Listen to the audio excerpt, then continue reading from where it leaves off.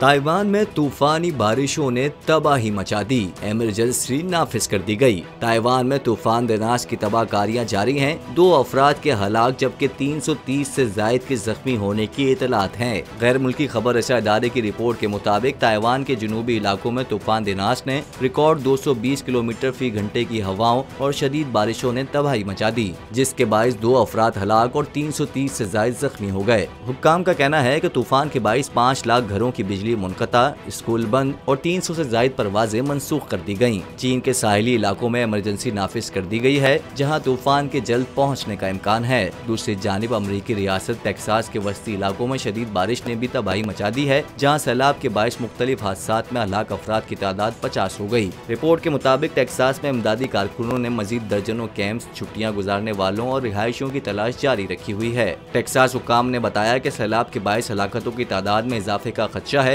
क्योंकि care county में तबाही के मरकजी मकाम से बाहर के इलाके सैलाब से मुतासिर हुए। हुक्काम ने बताया कि सैन एंटोनियो के तकरीबन 85 मील शुमाल मगरिब में दरियाए ग्वाडेलोपे के इर्द गिर्द के इलाके में अचानक तूफान के नतीजे में 38 सेंटीमीटर बारिश होने के बाद 850 से ज्यादा अफराद को बचा लिया गया, जिनमें से कुछ दरख्तों से चिमटे हुए थे। मुतासिरा इलाकों से हेलीकॉप्टर के जरिए 800 अफराद को रेस्क्यू किया गया। रियासत के गवर्नर ने हंगामी हालात का दायरा कार कई इलाकों तक वसी करने की हिदायत जारी कर दी।